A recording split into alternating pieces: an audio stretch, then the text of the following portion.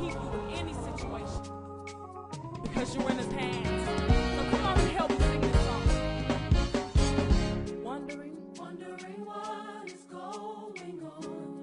Why life seems to be filled with storms. Why can't I forget about my past? Why is the storm seeming to last? When your word says that,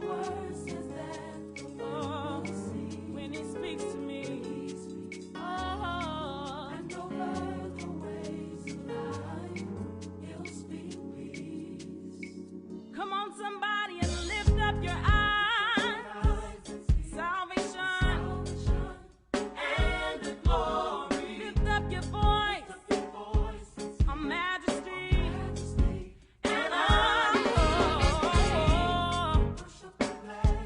for he is good and worthy to be praised. Father knows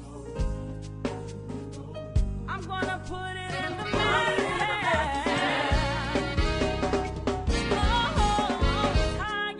Tired of the lies they told you all your life, and you can't even seem to find your way.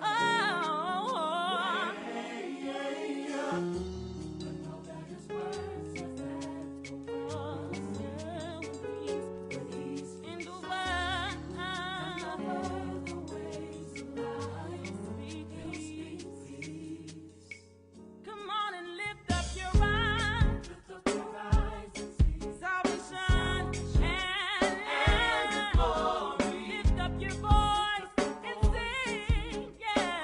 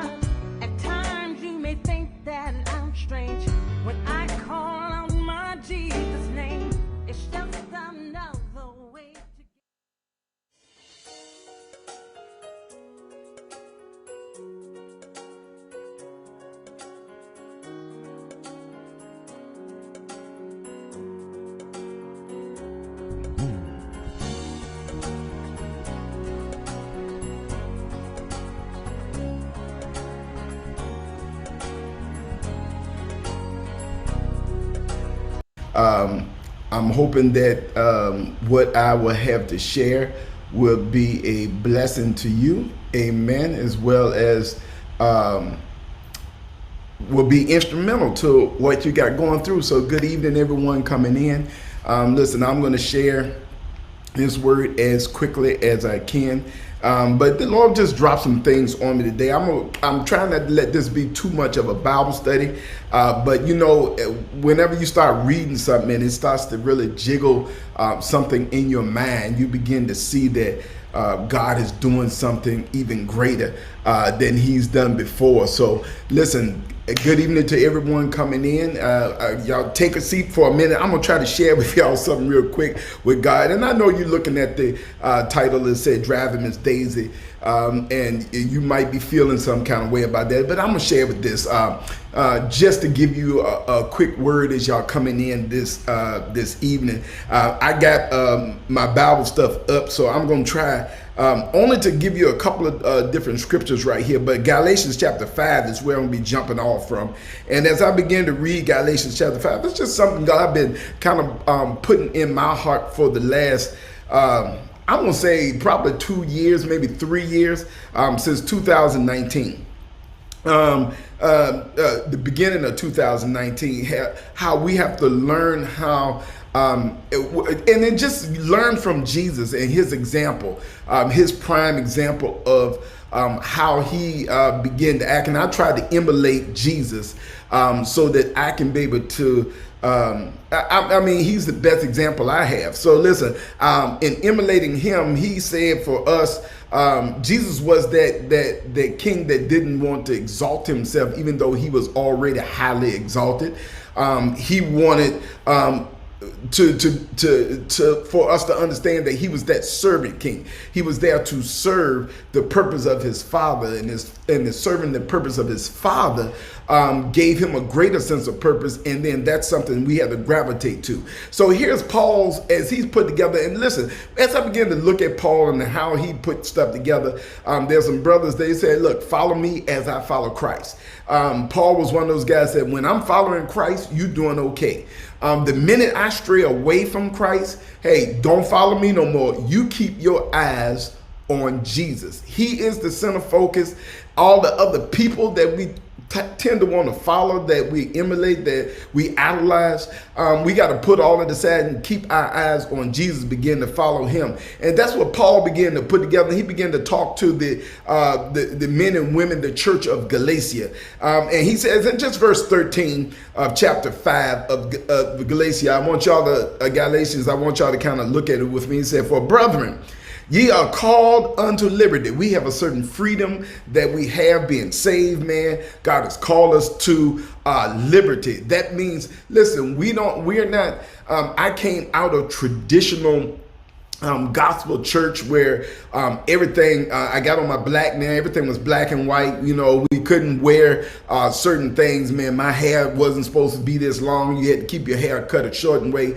All those things were traditional and all those things were customary. But Paul is saying, listen, you got some liberty. Now that you got saved, now that you come into this revelation of some things, we have certain liberty that we have.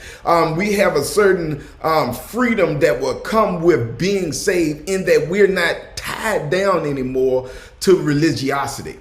But he said right here, but use not liberty for occasion to the flesh, just because we're not under that same operation, just because we're not under the same religiosity that will tend to be what I would say more of a ball and chain that will hold us down from some stuff. Because listen, if we could do whatever we want to, most of us probably wouldn't be at church. We probably wouldn't be serving God. If you could do whatever you want to do and still make it to heaven, I dare to say there are a lot of people that will be out there doing whatever they want to do whenever they want to do it, and still saying, well, when I get out of here, I'm gonna still make it to heaven.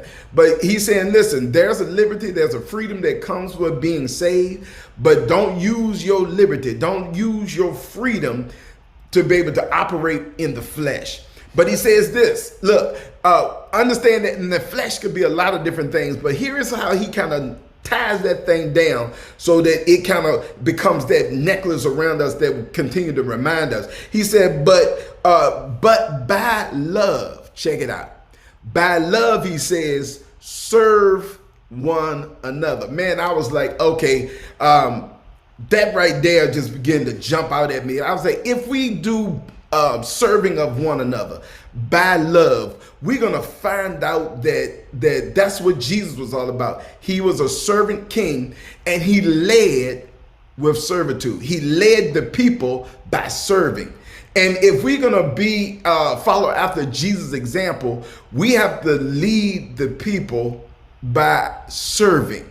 By our servitude. We got to lead people. We lead by our ability to make someone else successful. We can lead from that place of humility, because when you're a servant, you stay humble. You're not lifted up in any way. Listen, in Psalms 100, we look at Psalms 100, and most of us know Psalms 100 by heart, but he says, make a joyful noise unto the Lord. Y'all know it, so y'all can say it with me.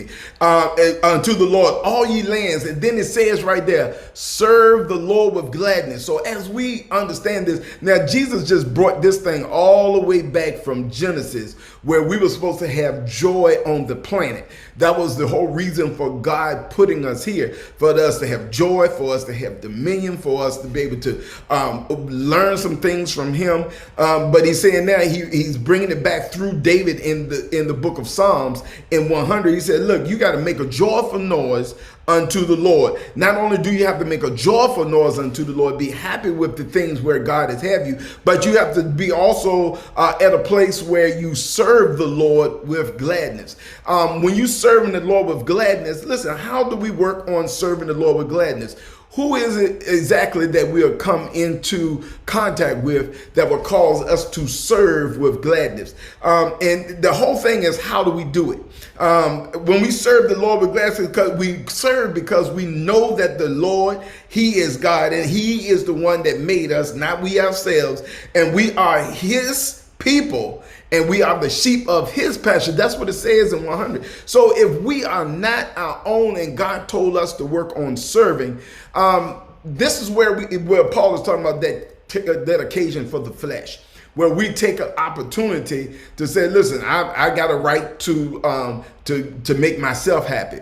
Nowhere in here, in none of these scriptures I read, where it says, make yourself, serve yourself, make yourself happy. You got to serve yourself first, get yourself happy, then you can serve other people. He said, first of all, serve other people. Serve other people, but you serve other people with love. And then he also talked about doing it with gladness, doing it with joy. Not just, serving people and say, I'm here to serve you. Here, take this. You got to serve and make people feel like you really are there to serve the purpose in which they are accustomed to. It doesn't matter how they think. It doesn't matter how they feel. It's all about you being able to serve God. Now, listen, when we go to Matthew chapter 5, I want to get these scriptures out, because when we know, how do we do this with gladness? How do I serve the Lord with gladness? Can you pinpoint somewhere in your life where you had an opportunity to serve the Lord and do it with gladness, and be happy that the people that you serve, even if they don't say thank you, even if they don't come and say we appreciate you, to be joyful that you had the opportunity to change their lives and to make them to something. So in Matthew chapter 5, now we can read a whole about it, but I want to skip down a few verses. In verse 31, it said, when the Son of Man came into the glory, if y'all there with me, y'all can kind of follow along. When he came to a place where we understand in Matthew chapter 25. Matthew chapter 25. Matthew chapter 25 is filled with a bunch of the parables that Jesus began to teach. But if you skip down to the bottom of Matthew chapter 25, I'm sorry, I get a little excited sometimes about what God is showing me. But Galations 5 is where we were, where he said, look, we got to serve one another with love, and we got to serve one another with joy and with gladness. All through the Bible, I'm going to tell you, there's a great revelational knowledge that will come to you, even a prophetic knowledge that will come to you you when you learn how to serve each other and when you learn how to lead from a servant's position. Man, that's what the Lord spoke to me as I began to read and study and begin to pray about this thing. He said, son, you got to lead from a servant position. So I said, Lord, well, I want to be a servant pastor. I don't want to be the pastor that comes in and look for everybody to serve me, but I want to look for an opportunity. How do I serve others? Now, it's okay. People come in, they want to serve the pastor. That's fine. I mean, I really had to learn how to allow people to serve, because in that they're getting their blessing. The joy that they looking for is coming from that. So I can't deny them their service, but at the same time, I'm staying humble because I'm looking for a place where I can serve as well. I'm not exempt from leadership and servitude, because Jesus wasn't exempt. Jesus didn't make himself exempt. Even when Peter said, Jesus, I'm not gonna let you wash me. I'm not gonna let you wash my. I should be washing your feet. Jesus told Peter, if you don't let me do this, then you can't be a part of my kingdom. You can't be a part of what I'm doing. And then what Peter said was, not only my feet, Lord, but wash my whole body. I want to be a part of what you're doing. Hey, I'm in this thing for the whole haul. So I got to make sure that I'm there. Listen, and I'm gonna skip a few verses. So I can get to the point of what I'm making here. When Jesus got down there, look at verse 40. Well, I'm gonna skip around so you guys kind of follow me. It said, now when the Son of Man came into his glory, right in that part, and all of the holy angels with him, they said, now we talking about Jesus now. All of the angel hosts with him. And then he said, sit down upon his throne of glory. When Jesus had finished everything he could do, he's going to sit down on his throne, and he shall set, what he's going to do, there's sheep and there's goat that are going to be amongst his congregation. Now, we ain't talking about the world. We're not talking about the lost. We're talking right there in the midst of the church. I'm talking to church folk right now. Church folks, in the middle of church folks, what he began to talk about is there going to be in our congregation some goats and some sheep. Jesus is looking for sheep. He's not really looking for goats. But what he's going to do is he's going to separate the herd. He's going to separate the goats from the sheep. And this thing, I've been kind of talking to some people about it for a while, separating the goats from the sheep so that he can understand that he put the goats on the left side and he put the sheep on the right side. And he says to the sheep, hey, y'all coming on into this whole thing. Y'all coming into my fold. Y'all at the place where you move. Because sheep is humble. Sheep ain't trying to hurt nobody. All they doing is going to the green grass and they eating. So sheep are like that. Goat are a whole different thing. Goats are a little bit on the stubborn side, and you can't turn your back on a goat. Because if you turn your back on a goat will butt you. If you ain't had a billy goat butt, go ahead around there and watch a goat and turn your back on a goat or bend over on the goat. They see that as a bullseye and they come out, boom, and they butt you. They don't come at you from the front. They come at you always when you turn your back on them. Then that goat comes and he's trying to establish his position by butting you out the way. So listen, God said, I'm getting rid of those goats. In my kingdom, there are some goats that are there, but it's going to be a time when I'm going to separate the goats. Coming to church, there are some goats, there are some sheep.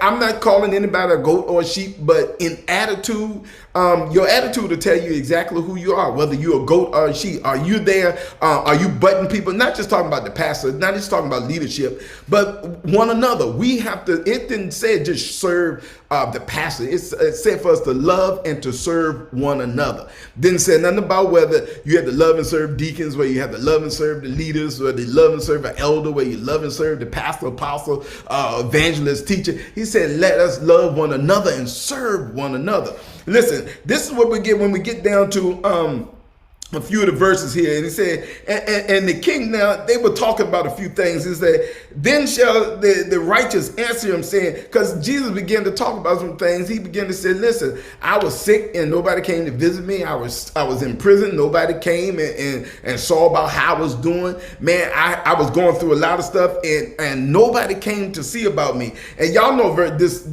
this already. So I'm just saying again. He said, verily, verily, I say unto you, in so much. And people said, when do we see you do this, Jesus? When did we see you alone? When did we see you hungry and we didn't take care of things? He said, listen, when you didn't do it to the least of these, you have not done it unto me. And this is what Jesus said. And then he answered and said, verily, verily, I said unto them, if you have not done it to the least of these, you did it not to me. And these shall go away with everlasting punishments. That's how we tell who's the goats. When you're looking at other people and you're saying, well, they not anybody, so I can go ahead and do whatever I want to do. I don't have to do anything to. And God said, when you didn't do it to the least, to the smallest, then and I begin to think about that as I begin to read about this, the least of it. I begin to think about the whole thing, because it really, that scripture really touches into a lot of stuff. All these scriptures kind of pull things in. All of this racial bias, racial unrest, everything that's going on, where in the church we really don't have that togetherness together. Even though we are part of the same body, we're not together. We're all separated. We're all doing something different. I worship like this over here. I worship this way over here. I like my music like this over here. So we all kind of separated. And I began to think about some things, and the Lord gave me he brought it back to my memory, the movie Driving Miss Daisy. And I began to think about this, and I want you to think about this too. Here is the man Hulk. Now, they had to go across a lot of different things right here, because Miss Daisy was in the Jewish family, and her son was Jewish. He was a successful businessman, and of course she was out driving, and she loved driving around. She had lost her husband, so she was kind of on, but she liked to be independent. But the thing is that she wasn't. The older she got, the worse her driving got. She ended up getting in some accidents, and her son came and said, we got to find somebody that's gonna be able to drive you around, take you where you need to go. So they found this man that had a need. He needed a job. He needed to get paid. His name was Hope, and so they brought him in. He was like, they say, you got a job for me? And he was like, yes, you have to be trustworthy. And Hope was this black man that came into this Jewish family, and this mom of this man, this successful businessman, he was like, I'm gonna bring you in to drive my mother around. That's your job, to drive your mother around. And he told her, you don't work for her, so she can't fire you. You work for me. So you got to continue to do those things with his Now he tried to. Y'all got to watch the movie. He tried to get him to understand that her mama can be difficult. His mama can be difficult, and we run into a lot of difficult people. But she had a lot of little issues going on. There was a racial thing. He's a black man. She spoke her mind all the time. At any point in time, I look at this movie, Hope could have very well been offended quick at any point in time, because of the fact that he's driving Miss Daisy. Miss Daisy really didn't want him to drive, so she talked all kinds of ways to him. She didn't treat him like she really, well, he was really doing her a favor and helping her out.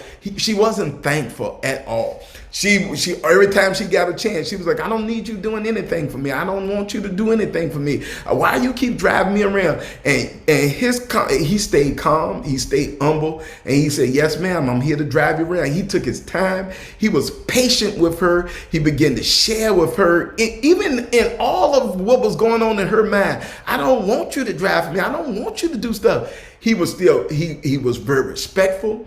And from a servant position of driving around, all he was paid to do was just to make sure she got from point A to point B, to drive her where she needed to go and make sure she got there safely. Of course, she was in the back seat feeling everything about, I don't want you to drive for me. Why do you drive for me? She was saying all kinds of stuff to him. And he would say, yes, ma'am, with the patience and answer her with such sweetness. And I was like, wow. If we can just get that in our spirit, that he was serving her with joy. He was serving her with gladness. He was serving her with kindness. And in serving her, he became a leader right there. And everywhere he went, and that son said, oh yeah, this man will work out great for my mom.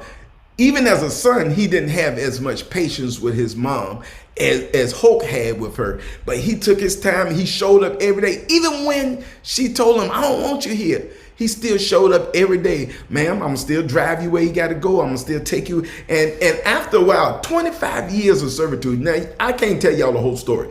25 years he served Miss Daisy. 25 years he drove Miss Daisy around.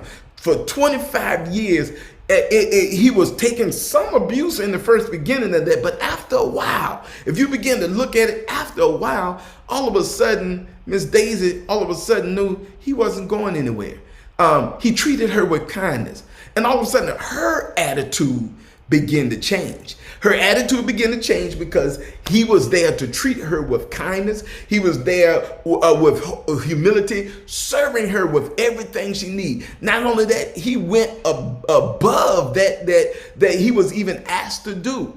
And when he did that, all of a sudden you saw this change in her. And not only was she was not combating to him anymore, but now all of a sudden they became friends. Even to the point when she could not no longer be driven around because she had to be institutionalized. Whenever she wanted to see Hope, she would see Hope and she was like, Hope, you're not my servant anymore. You're my friend. Man, and I said to myself, boy, I felt Jesus all in the inside. Jesus didn't just call us. What did he tell Abraham? Abraham, you're not just my servant, you're my friend.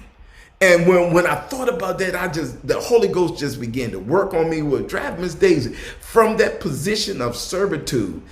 This man Coke got to the place where he understood, and it wasn't an overnight thing. It wasn't something that changed overnight. He was there serving her 25 years, and he was faithful. He ain't go nowhere. That was the whole thing. He was consistent. He was faithful. And listen, there's some people that don't stay with anybody 6 months. Man, I know a guy, man. Every time I turn around, where you working now? He work a different job. It's like every 6 months he got a different job. I was like, man, how many jobs you get? People used to say that about me because I had like 9, 10 jobs. But I'm like, but I was consistently working a job. Now, it might not have worked out like I wanted to. Whenever my time was up there, I kind of went. But when I was there, man, I was faithful, and my goal was to serve the purpose, whatever the vision of that business was. My goal was to exceed that, to make them successful. So everything that I did on my job, everything that I did in my community, whether it was a volunteer job or whether it was a paid job, I did it to make it successful. I did it and said, we're going to do this thing to the best. Even when things failed for other people, I'm like, let me try it. Because the thing, I'm not saying that I'm better than the next person, but what I'm coming to it with a whole different perspective. I guarantee you, if you come and you approach the things of God with a servant attitude, God will begin to give you answers and he will begin to give you solutions. So you want to know, how do I do this thing? Begin to find a place, see a place where you can serve. There are all kinds of places in our community we can serve, at your house where you can serve, on your neighborhood where you can serve. I've been past some neighborhoods where I see it, that people's houses, the grass is like about 1.5 feet high. You can always stop and knock on the door and say, hey, I see your grass is a little high. I like to cut it. I'm not here to charge you for it. I want to cut your grass for free.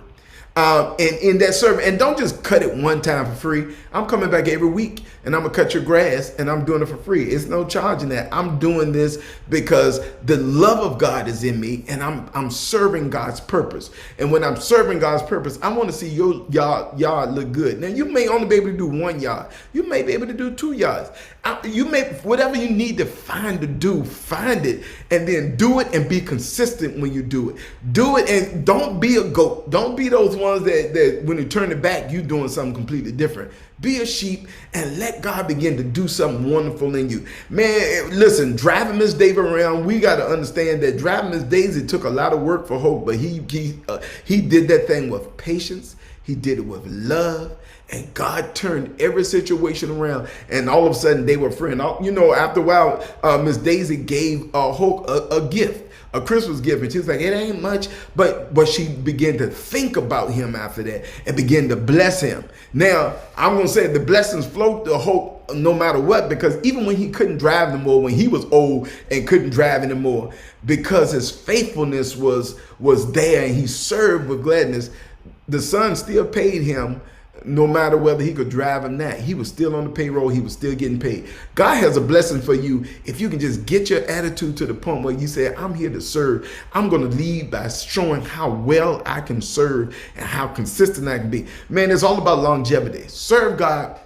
Do it with gladness and do it faithfully and be committed to something. Being committed don't mean I'm gonna do this for 2 months. Most people they work a ministry for 2 months. They work something for 9 months, and after that you got to go look for them. You got to find them because they good for 2 months. They might stretch it out to 9, but after that, people who been in ministry 10, 20, 30 years.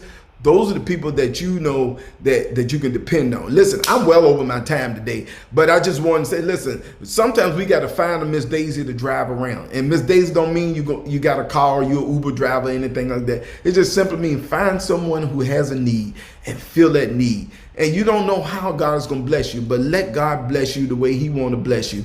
Because you don't have to ask for what you need. God will supply your needs because now you are leading by serving because we love one another. God bless y'all, man. Let this word go. Listen, if you want to share this, please like and share it so that other people can get it if this message have touched you. I want to just say to you guys, I love you guys. Listen, it was raining outside. I wanted to do this outside, but I couldn't do it outside because it got a little wet on me, a little drizzly, so I'd say I'm moving on inside. But God bless you. I'm glad y'all stopped by this evening, and I hope this word bless you. Amen.